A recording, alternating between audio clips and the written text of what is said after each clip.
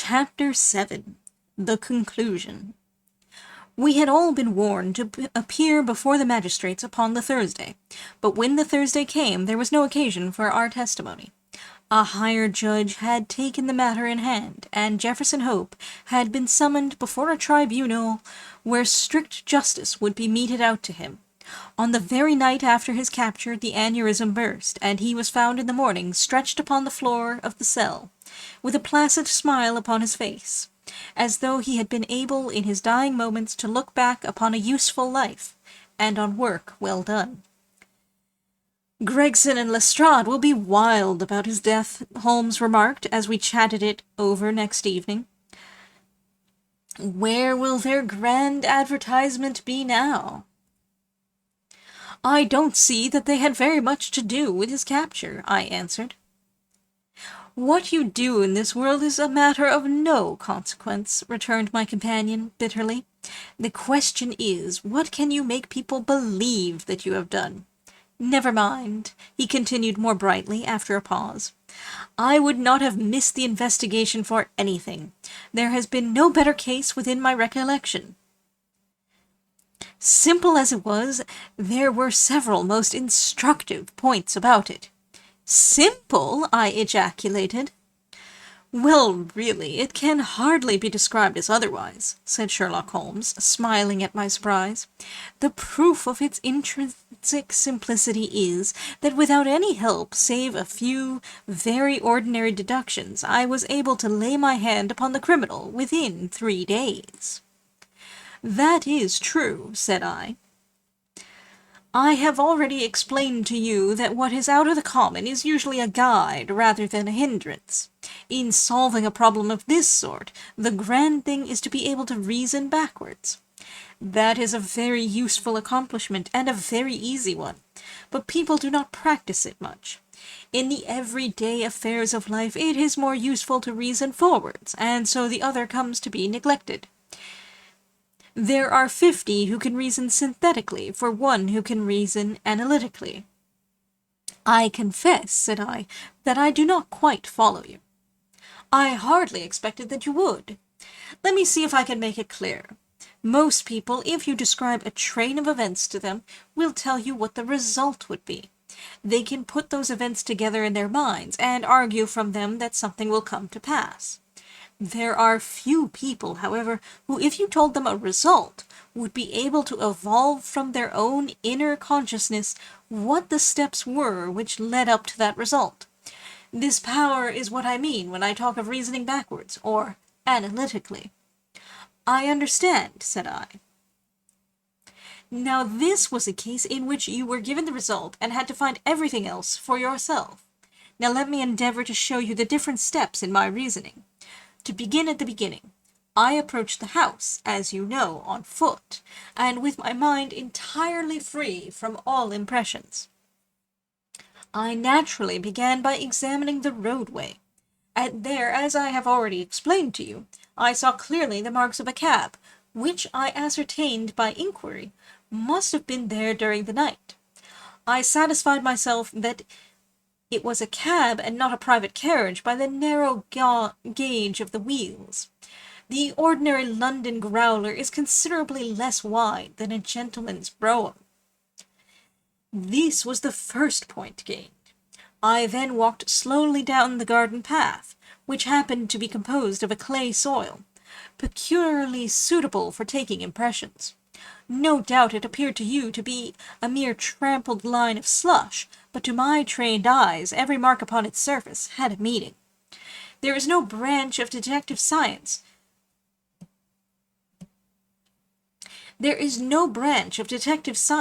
which is so important and so much neglected as the art of tracing footsteps.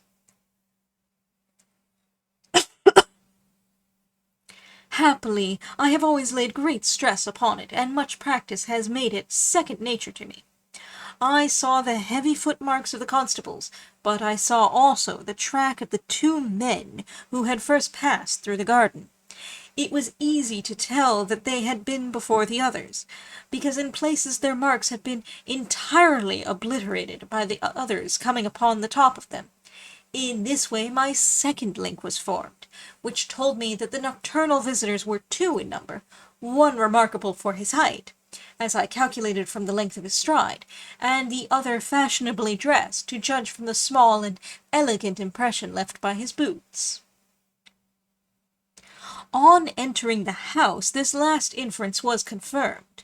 My well-booted man lay before me. The tall one, then, had done the murder, if murder there was. There was no wound upon the dead man's person, but the agitated expression upon his face assured me that he had foreseen his fate before it came upon him.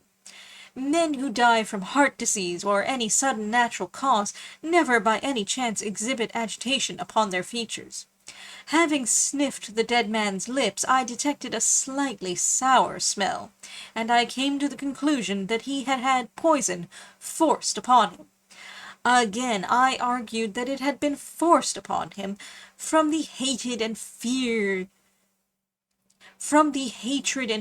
expressed upon his face.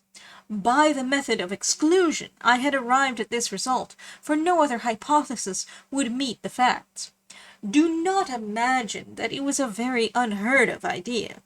The forcible administration of poison is by no means a new thing in criminal annals. The cases of Dolsky in Odessa and of Leterrier in Montpellier will occur at once to any toxicologist. And now came the great question as to the reason why.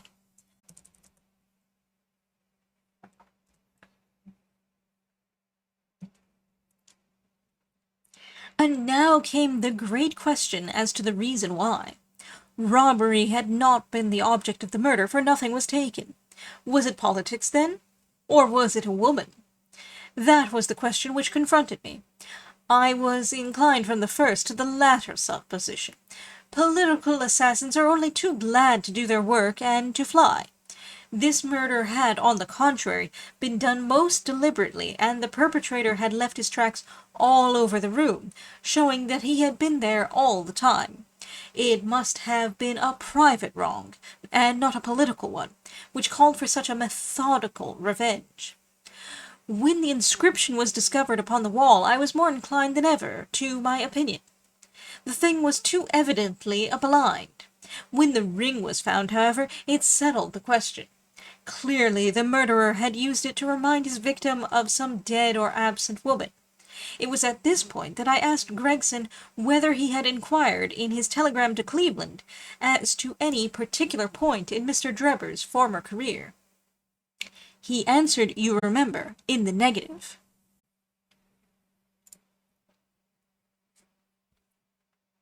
I then proceeded to make a careful examination of the room, which confirmed me in my opinion as to the murderer's height, and furnished me with the additional details as to the Trichinopoly cigar and the length of his nails. I had already come to the conclusion, since there were no signs of a struggle, that the blood which covered the floor had burst from the murderer's nose in his excitement.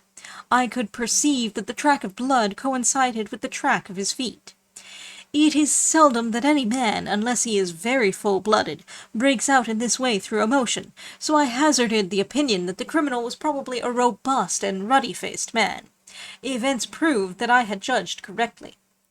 Having left the house, I proceeded to do what Gregson had neglected.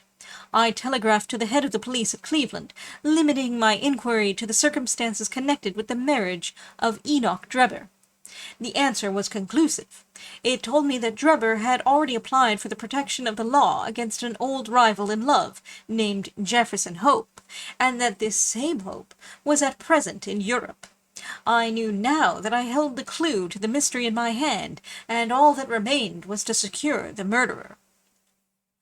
I had already determined in my own mind that the man who had walked into the house with Drebber was none other than the man who had driven the cab. The marks in the road showed me that the horse had wandered on in a way which would have been impossible had there been anyone in charge of it. Where, then, could the driver be, unless he were inside the house? Again, it is absurd to suppose that any sane man would carry out a deliberate crime under the very eyes, as it were, of a third person, who was sure to betray him. Lastly, supposing one man wished to dog another through London, what better means could he adopt than to turn cab driver? All these considerations led me to the irresistible conclusion that Jefferson Hope was to be found among the Jarvies of the metropolis. If he had been one, there was no reason to believe that he had ceased to be. On the contrary, from his point of view, any sudden change would be likely to draw attention to himself. He would probably, for a time at least, continue to perform his duties. There was no reason to suppose that he was going under an assumed name. Why should he change his name in a country where no one knew his original one? I therefore organized my street urchin detective corps, and sent them systematically to every cab proprietor in London until they ferreted out the man that I wanted. How well they succeeded, and how quickly I took advantage of it, are still fresh in your recollection. The murder of Stangerson was an incident which was entirely unexpected, but which could hardly in any case have been prevented. Through it, as you know, I came into possession of the pills, the existence of which I had already surmised. You see, the whole thing is a chain of logical sequences without a break or flaw. "It is wonderful," I cried. "Your merits should be publicly recognized. You should publish an account of the case. If you won't, I will for you." "You may do what you like, Doctor," he answered. "See here," he continued, handing a paper over to me. "Look at this." It was the Echo for the day, and the paragraph to which he pointed was devoted to the case in question. "The public," it said, "have lost a sensational treat through the sudden death of the man Hope, who was suspected of the murder of Mr. Enoch Drebber and of Mr. Joseph Stangerson. The details of the case will probably be never known now, though we are informed upon good authority that the crime was the result of an old-standing and romantic feud in which love and Mormonism bore a part. It seems that both the victims belonged, in their younger days, to the Latter-day Saints, and Hope, the deceased prisoner, hails also from Salt Lake City. If the case has had no other effect, it, at least, brings out in the most striking manner the efficiency of our detective police force, and will serve as a lesson to all foreigners that they will do wisely to settle their feuds at home, and not to carry them on to British soil. It is an open secret that the credit of this smart capture belongs entirely to the well-known Scotland Yard officials, Messrs. Lestrade and Gregson. The man was apprehended, it appears, in the rooms of a certain Mr. Sherlock Holmes, who has himself, as an amateur, shown some talent in the detective line, and who, with such instructors, may hope in time to attain to some degree of their skill. It is expected that a testimonial of some sort will be presented to the two officers as a fitting recognition of their services. "Didn't I tell you so when we started?" cried Sherlock Holmes with a laugh. "That's the result of all our study in Scarlet, to get them a testimonial." "Never mind," I answered. "I have all the facts in my journal, and the public shall know them. In the meantime, you must make yourself contented by the consciousness of success, like the Roman miser. Populus me sibilat at mihi plaudo ipsi domi simul ac numos contemplor in arca." Finis! That is the end of A Study in Scarlet by Arthur Conan Doyle.